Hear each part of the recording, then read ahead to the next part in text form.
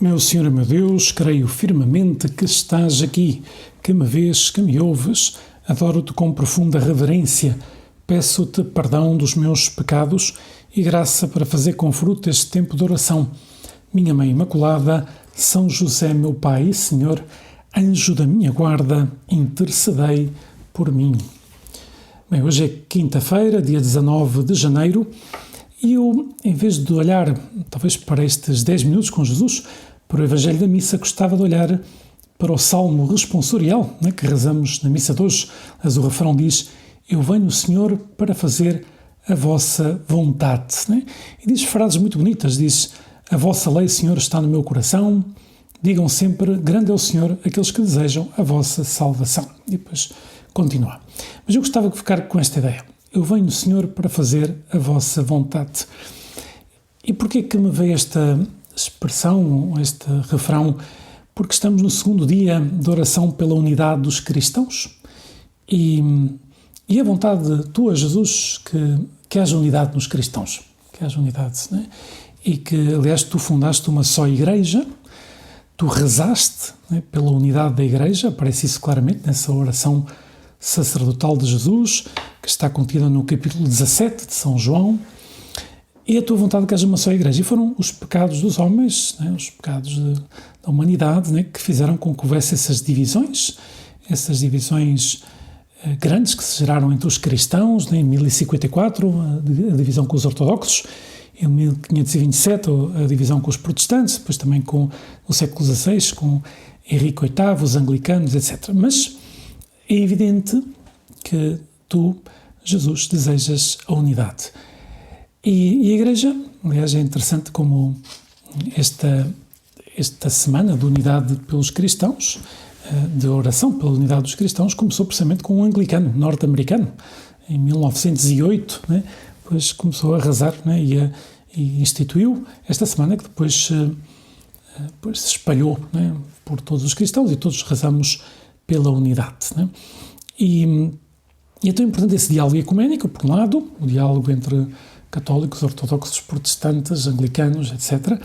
Mas depois é importante que cada um de nós trabalhe para a unidade. A unidade é um dom de Deus e que nós rezemos e que nós procuremos esse diálogo ecuménico, que é mais um diálogo entre instituições, mas também esse saber sermos amigos, amigas de todas as pessoas que temos à nossa volta, independentemente da sua religião, e sabemos dar esse testemunho de cristãos que procuram viver coerentemente de acordo com a sua fé.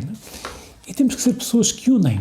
De facto, não é só, eu pensava agora que estamos a rezar pela unidade dos cristãos, mas também temos que rezar em primeiríssimo lugar pela unidade dentro da Igreja. Às vezes dá pena ver como há pessoas empenhadas em lançar notícias ou coisa assim que desunem os cristãos, os católicos em concreto. É uma pena, porque Jesus não quer isso. Jesus quer uma Igreja, quer a unidade, que não é uniformidade. Aquilo que nos une é a fé e a moral de Jesus Cristo, não é mais nada, coisas que pensamos de um modo diferente, não há mal nenhum, esse são pluralismo que existe entre os católicos, mas depois por isso é que é tão importante para defender a unidade que conheçamos bem a nossa fé, que nos empenhemos em ter uma profunda formação doutrinal.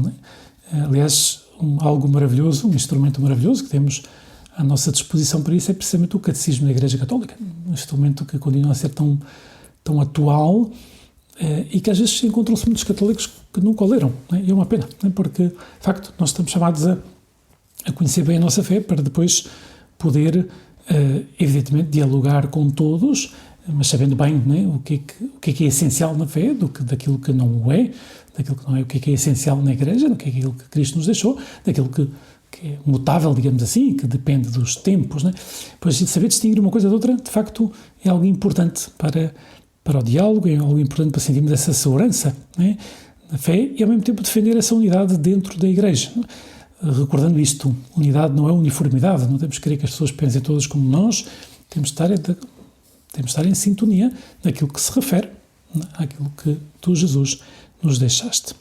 E por isso, a primeira manifestação da unidade, além da oração, evidentemente, rezamos pela unidade, é a caridade com todos, começando pelos católicos.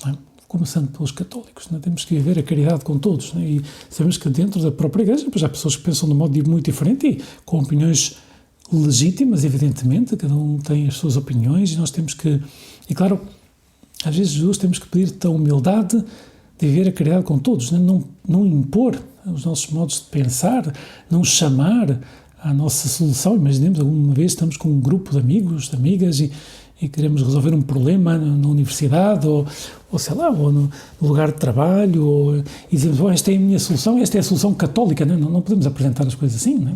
Porque há muitas soluções, às vezes, que são igualmente válidas, não é? E não podemos pensar que somos detentores da verdade, temos que saber ouvir os outros. Por isso, caridade com todos. Jesus que eu vivo a caridade com todos, começando pelos católicos, começando aí em casa, aqui em casa, né? Com as pessoas mais próximas, sabendo aceitar essas diferenças. Né?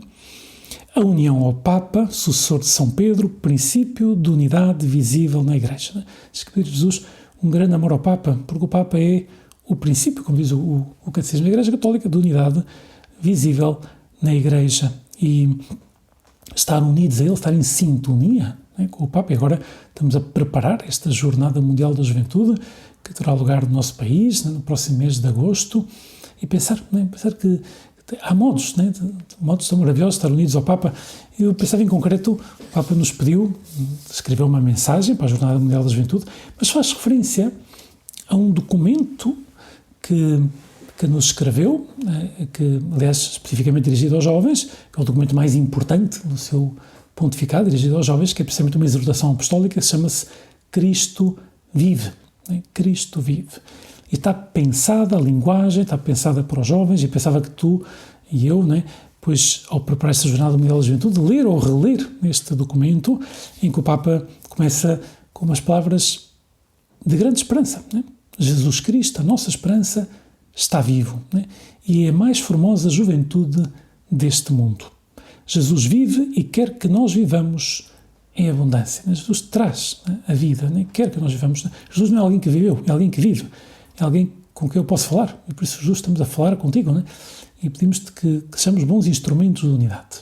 Bons instrumentos que, além de arrasar pela unidade, que é algo que tu desejas, além de nos convertermos, porque todos nós, para fomentar a unidade, temos que convertermos-nos, aquilo que afasta os homens uns dos outros é precisamente o pecado, e aquilo que nos aproxima é precisamente essa luta, esse esforço, por convertermos, por cumprir, Senhor, a tua vontade, sabendo que tu, Jesus, estás connosco e nunca nos abandonas. E quando sentimos, diz o Papa, a tentação da tristeza, dos medos, das dúvidas, das angústias, dos fracassos, de que é que será o futuro, de como é que eu supero esta dificuldade, que eu não esqueça, Jesus, que tu estás presente para me devolver a força e a esperança. A força e a esperança. Por isso, o cristão pode renovar-se continuamente. Aliás, o Papa diz nesta exortação apostólica que ser jovem, mais do que uma questão de idade, é algo que tem que ver com o coração. Tem que ver com o coração, tem que ver com a capacidade de amar. É um estado do coração, diz o Papa. Ser jovem, mais do que uma questão de idade, é um estado do coração.